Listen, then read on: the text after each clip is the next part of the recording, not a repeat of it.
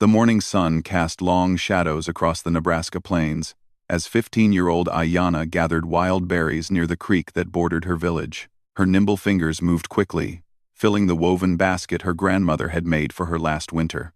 The sweet juice of the blackberries stained her fingertips purple, and she couldn't help but smile as she remembered her little brother's face when he'd eaten too many berries last season.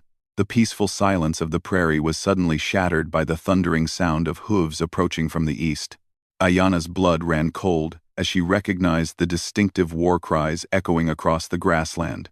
These weren't the voices of her people, the Lakota, but something far more menacing. She had heard stories from the elders about the brutal Pawnee raiders who swept through territories like wolves, taking captives and leaving destruction in their wake. Her heart pounding like a war drum, Ayanna dropped her berry basket and crouched low behind a cluster of tall prairie grass. Through the swaying stems, she could see at least 20 mounted warriors painted for battle, their faces streaked with red and black war paint that made them look like demons from the spirit world. They rode with the confidence of men who had never known defeat, their weapons glinting menacingly in the morning light. The raiders moved with terrifying efficiency toward her village, where her family still slept peacefully in their teepee. Her mother, heavy with her fourth child, couldn't run fast enough to escape.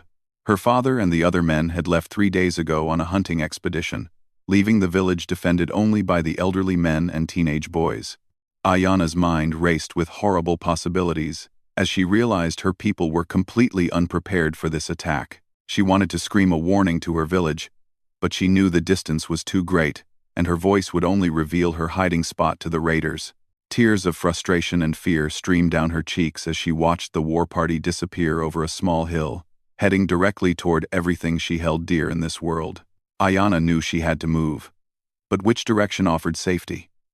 The creek behind her was too shallow to provide real cover, and the open prairie stretched endlessly in all directions. The only substantial shelter she could see was a distant homestead belonging to a white rancher, its log cabin and barn sitting about 2 miles to the west. She had seen the place many times during her berry-gathering expeditions but had never approached it, knowing her people's complicated relationship with the white settlers. The sound of war cries grew louder, now mixed with the terrified screams of her people. Smoke began to rise from the direction of her village, and Ayanna knew with sickening certainty that her worst fears were coming true. The raiders had found their target, and there was nothing she could do to help her family from this distance. With no other choice, she began running toward the white man's homestead, her moccasined feet flying across the uneven ground. The prairie grass whipped against her legs as she ran, and more than once she stumbled over hidden rocks or prairie dog holes. Behind her, the smoke grew thicker and the sounds of battle more intense. As she ran, Ayanna's mind filled with memories of her family. Her gentle mother, who sang traditional songs while she worked on beadwork, her playful little brother, who always tried to follow her on her adventures, her baby sister, who had just learned to walk and giggled every time she fell down. The thought that she might never see them again made her legs feel weak, but she forced herself to keep running. The rancher's cabin grew larger as she approached, and she could see it was well built with thick log walls and a sturdy stone chimney. A small garden grew beside the house, with neat rows of corn and beans that reminded her of her mother's own garden. Chickens pecked in the dirt near a wooden coop, and a milk cow grazed peacefully in a fenced pasture. Everything about the scene spoke of normal, peaceful life, which made the chaos behind her seem even more unreal. How could such violence exist in the same world as this quiet homestead? Ayanna slowed her pace as she neared the cabin, suddenly uncertain about what she was doing. Would the white rancher help her? Or would he see her as just another Indian to be feared or driven away? She had heard stories about white settlers who were kind to her people, but she had also heard darker tales of those who saw all Indians as enemies. Her father had always taught her to judge people by their actions rather than their appearance, but she had never been in a situation where her life might depend on the kindness of a stranger. As she approached the cabin, she could hear movement inside. Through a window, she caught a glimpse of a tall man with graying hair moving around what appeared to be a kitchen area. He wore simple work clothes and moved with the careful, measured pace of someone who had learned to be economical with his energy. Ayanna hesitated at the edge of the cleared area around the cabin. Every instinct told her to trust this stranger, But another part of her mind whispered warnings about the unpredictability of white men. She thought about her grandmother's stories of the early days, when some white traders had been fair and honest, while others had cheated her people terribly. The sound of approaching hoofbeats made her decision for her. The raiders had finished with her village more quickly than she had expected, and some of them were now heading in her direction, probably following her trail through the grass. There was no more time for hesitation or doubt. She ran the last 100 yards to the cabin and threw herself against the heavy wooden door, pounding on it with both fists. Her throat was so dry from running and fear that she could barely speak, but she managed to croak out the words that would change both their lives forever. The door opened slowly, revealing the weathered face of a man in his 50s. His blue eyes were kind but cautious as he took in the sight of the terrified Lakota girl standing on his doorstep. Behind her, the smoke from her burning village was clearly visible against the morning sky, and the sound of war cries carried on the wind. Without saying a word, the rancher stepped aside and gestured for her to enter. Ayanna didn't hesitate. She rushed past him into the safety of the cabin, her legs finally giving out as the adrenaline that had carried her this far began to fade. She collapsed onto the floor near his fireplace, gasping for breath and trembling with exhaustion and shock. The rancher quietly closed the door behind her and slid a heavy wooden bar into place to secure it. He moved to the window and peered out carefully, taking in the distant smoke and the approaching riders. His jaw tightened as he assessed the situation, but when he turned back to look at Ayanna, his expression was gentle and reassuring. He brought her a cup of cool water from a bucket near the kitchen area, and she drank it gratefully, the liquid soothing her parched throat. As she caught her breath, she became aware of her surroundings for the first time. The cabin was simply but comfortably furnished, with handmade wooden furniture and colorful quilts that spoke of a woman's touch, though no woman was present. On the mantelpiece above the fireplace sat a small collection of books and a framed photograph of a woman with kind eyes and a gentle smile. Ayanna wondered briefly about the woman's absence, but the continuing sounds of the raiders outside brought her attention sharply back to the present danger. The rancher moved quietly around the cabin, checking that all the windows were securely shuttered and that his rifle was loaded and ready. His movements were calm and methodical, suggesting that he had faced dangerous situations before and knew how to handle them. This gave Ayanna a small measure of comfort, though her heart continued to race with fear for her family. As the sound of hoofbeats grew closer to the cabin, both Ayanna and the rancher remained perfectly still, barely daring to breathe. Through a small gap in one of the shutters, they could see the Pawnee raiders circling the homestead, clearly searching for something or someone. The rancher's hand tightened on his rifle, but he showed no signs of panic or rash action. The moments stretched like hours as they waited to see whether the raiders would discover Ayanna's hiding place. The girl's entire future, and possibly her life, now depended on the kindness of this white stranger and his ability to keep them both safe from the warriors outside. The Pawnee raiders circled the homestead like hungry wolves, their painted faces scanning every corner of the property for signs of their quarry. Through the narrow gap in the shutters, Ayanna watched in terror as the leader of the war party, a fierce-looking man with eagle feathers in his hair, dismounted near the cabin's front door. His keen eyes examined the ground carefully, reading the story written in footprints and disturbed earth. The rancher, whose name Ayanna would later learn was Samuel Morrison, stood perfectly still beside the window with his rifle ready. His weathered hands were steady, showing no trace of the fear that Ayanna felt coursing through her own body. She could see the determination in his gray eyes, a quiet resolve that spoke of a man who had faced hardship before and survived. The Pawnee leader called out something in his own language, and two of his warriors dismounted to help search the area around the cabin. They moved with the practiced efficiency of experienced trackers, examining every possible hiding place with methodical thoroughness. One of them approached the chicken coop, causing the birds to flutter and squawk in alarm, while another checked the small barn where Samuel kept his tools and winter feed. Ayanna's heart nearly stopped when she saw one of the raiders pause directly outside the cabin window, where she and Samuel were hiding. The warrior's face was so close to the shutter that she could see the individual lines of red war paint across his cheeks.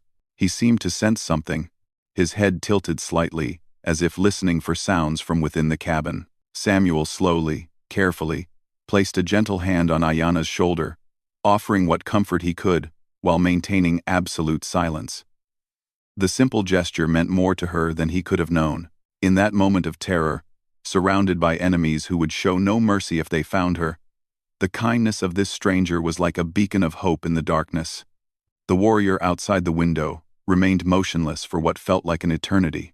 Ayanna could hear her own heartbeat thundering in her ears, and she was certain the raider must be able to hear it too. She pressed her lips together tightly, fighting the urge to gasp or cry out, knowing that even the smallest sound could doom them both. Finally, the warrior turned away from the window and rejoined his companions near the center of the homestead. The leader barked orders in their harsh language, and Ayanna could sense their growing frustration. They had clearly expected to find her here, but the lack of obvious evidence was making them doubt their tracking abilities. Through careful observation, Samuel had learned enough about Indian customs during his 20 years on the frontier to understand that these were not Lakota warriors. Their distinctive hairstyles, weapons, and war paint marked them as Pawnee, traditional enemies of Ayanna's people. This knowledge added another layer of complexity to the situation, as it suggested the attack on her village was part of a larger tribal conflict, rather than a random raid. The raiders spent nearly an hour searching every building and possible hiding place on the property. They examined the well, looked inside the root cellar, and even climbed into the loft of the barn. Their thoroughness was both impressive and terrifying, showing just how determined they were to find their prey. During this time, Ayanna found herself studying Samuel's face in the dim light filtering through the shutters. Despite the danger, he remained calm and alert, his eyes constantly moving between the windows and the door, ready to respond to any threat. She noticed the deep lines around his eyes, the kind that came from years of squinting into the prairie sun, and the gentle way he moved despite his obvious strength. The cabin itself told stories of a life lived simply but with care. The furniture was handmade but well-crafted, showing the pride of a man who took time to do things properly. Clean dishes sat on wooden shelves, and the floor was swept clean. Most touching of all were the small feminine touches that remained. A embroidered tablecloth, dried flowers in a jar, and that photograph of the smiling woman on the mantelpiece. Ayanna wondered about Samuel's story, about the woman in the photograph, and why she was no longer here. Had she died of illness, as so many frontier women did? Had she grown tired of the harsh prairie life and returned to civilization? The sadness she glimpsed occasionally in Samuel's eyes suggested loss rather than abandonment, and her heart went out to this lonely man who was risking his life to protect her. As the search continued outside, Ayanna's thoughts turned inevitably to her own family. The smoke she had seen rising from her village painted a grim picture of what the raiders had done there. She tried to maintain hope that some of her people had escaped, that perhaps her mother had found a hiding place, or that the teenage boys defending the village had proven more effective than expected. But deep in her heart, she feared the worst. Pawnee raids were notorious for their brutality, and a village caught unprepared rarely fared well. The thought that she might be the only survivor of her family made her feel sick with grief and survivor's guilt. Why had she been the one to escape? Why hadn't she been able to warn them in time? Samuel seemed to sense her emotional turmoil, and he moved quietly to bring her a piece of bread and a small portion of dried meat. The simple meal reminded her that she hadn't eaten since the previous evening, and despite her fear and grief, her body's need for sustenance asserted itself. She ate slowly, grateful for his thoughtfulness. Outside, the raiders were becoming increasingly agitated. Their leader was clearly frustrated by their failure to find any trace of the girl they had been tracking. Ayanna could hear heated discussions in their language, with voices rising in what sounded like arguments about whether to continue the search or move on to other targets. The sun climbed higher in the sky, and the heat of the day began to make itself felt inside the closed cabin. Ayanna wiped sweat from her forehead, trying to remain as comfortable as possible while maintaining perfect stillness. Samuel, too, was beginning to show signs of the strain, though he never relaxed his vigilance. Then, just when it seemed the raiders might give up their search, one of them made a discovery that changed everything. A shout from near the creek drew the attention of the entire war party, and through the gap in the shutter, Ayanna could see them all rushing toward the water's edge. One of the warriors was holding up her berry basket, the one she had dropped when she first heard the approaching raiders. The container was distinctive, woven in the traditional Lakota pattern that her grandmother had taught her. And it was clear evidence that she had been in this area recently. The discovery renewed the raiders' determination with frightening intensity. They spread out in a wider circle around the homestead, examining every blade of grass for additional signs of her passage. Samuel's jaw tightened as he watched them work, understanding that this new evidence had significantly increased the danger they both faced. The leader of the war party approached the cabin once again, this time with the berry basket in his hand.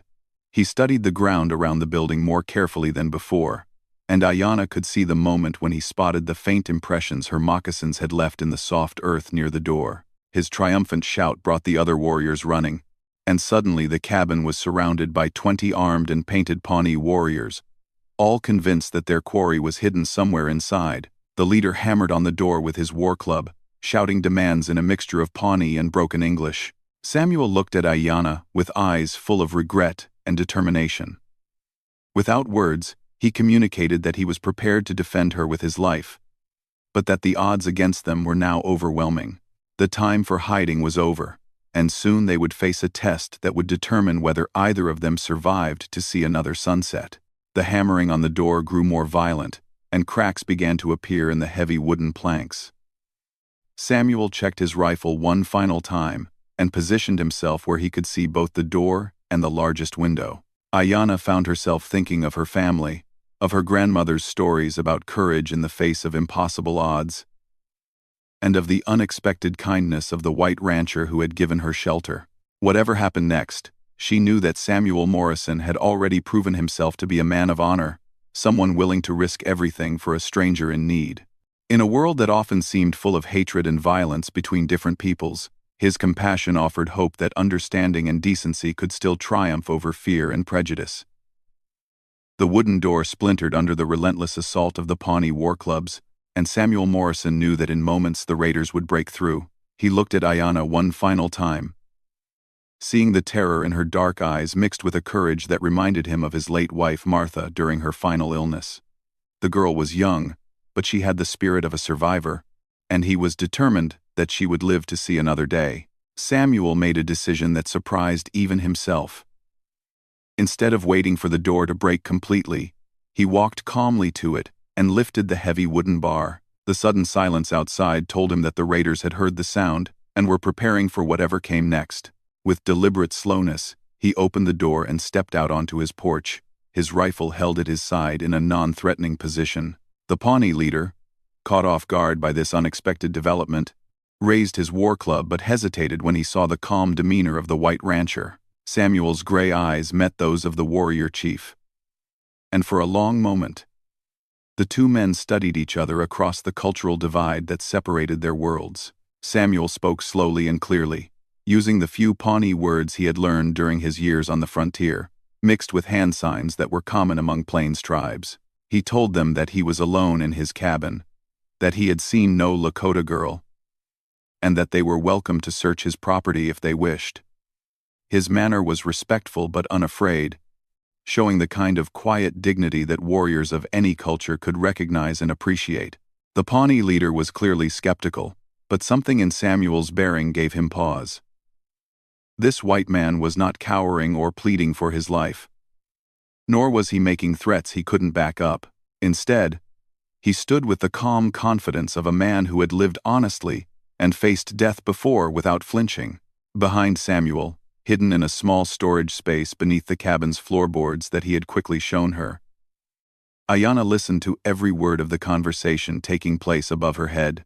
The hiding place was cramped and airless, barely large enough for her small frame, but it was completely concealed beneath a thick rug and heavy wooden chest that Samuel had moved to cover the entrance. Samuel invited the Pawnee leader into his cabin, knowing that a thorough search was inevitable, and hoping to control it as much as possible. The warrior chief entered cautiously, his keen eyes examining every corner of the single-room dwelling. He looked behind the furniture, in the small pantry, and even up into the loft space above the main room. The other warriors spread throughout the property, searching the barn, the chicken coop, and every other possible hiding place, with renewed determination. They found nothing because there was nothing to find.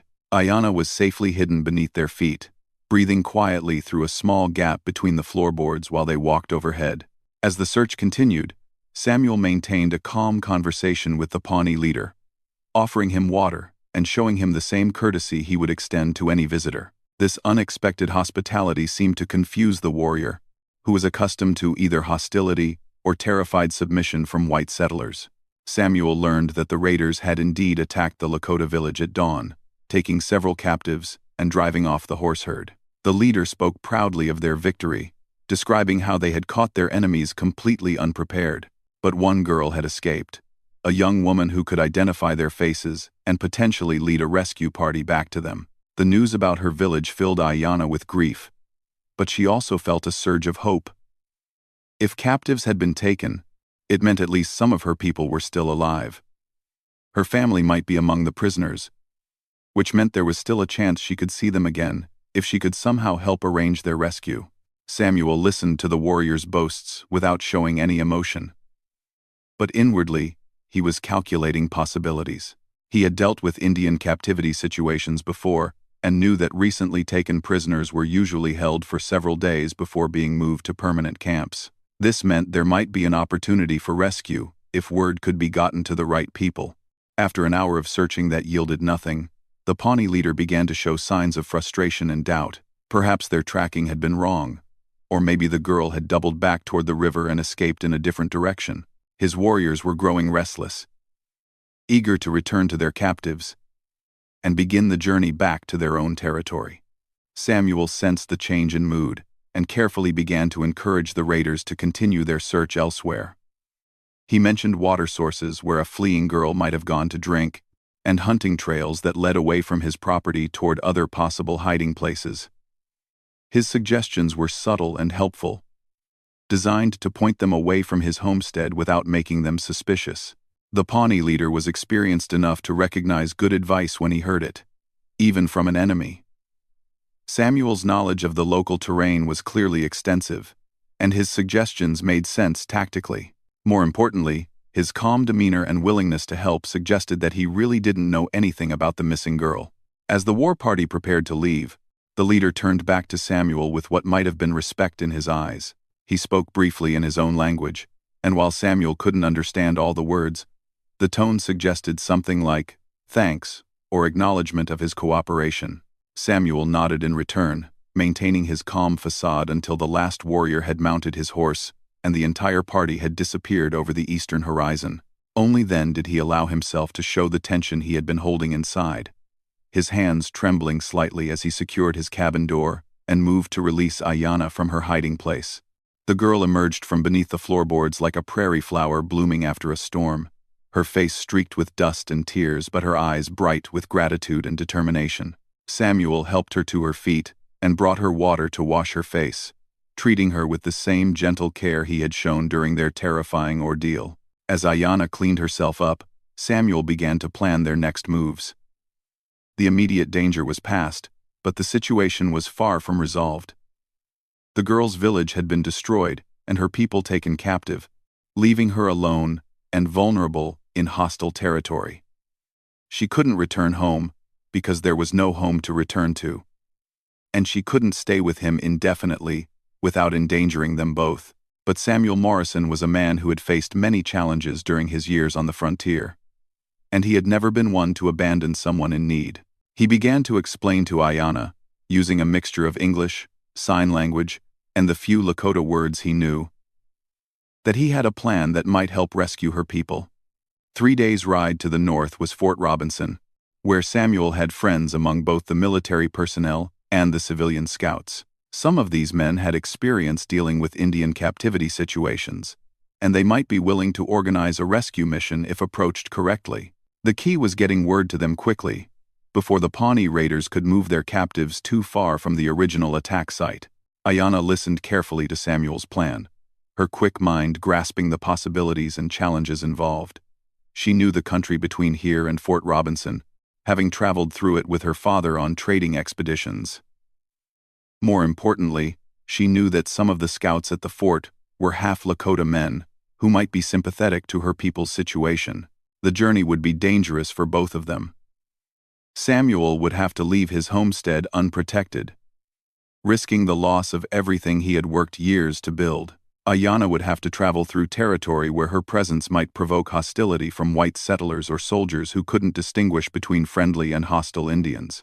But both of them understood that the alternative was worse. Without action, Ayanna's family and friends would disappear forever into Pawnee territory, where rescue would become increasingly unlikely with each passing day. The window of opportunity was small and closing rapidly. As evening approached, Samuel began preparing for the journey ahead. He packed food, water, ammunition, and medical supplies into his saddlebags, while Ayanna helped by gathering useful plants and roots that could supplement their provisions. Her knowledge of prairie survival skills impressed him, and he realized that she would be a valuable companion on the trail rather than just someone to protect. That night, as they sat by Samuel's fireplace planning their route and strategy, an unusual friendship began to form between the graying white rancher and the young Lakota girl. Despite their different backgrounds and the language barriers between them, they found common ground in their shared determination to help her people and their growing respect for each other's courage and character. Samuel told her about his late wife Martha, showing her the photograph on the mantelpiece and explaining through gestures and simple words how she had died of fever 2 winters ago. Ayanna, in turn, shared stories about her family, describing her mother's gentle nature and her little brother's mischievous personality. As dawn broke over the prairie the next morning, Samuel Morrison and Ayanna set out on horseback toward Fort Robinson, carrying with them the hopes of an entire Lakota band and the seeds of an understanding between two very different peoples. Behind them, the smoke had long since cleared from the site of the destroyed village, but the memory of that terrible day would drive them forward until justice was done and the captives were free.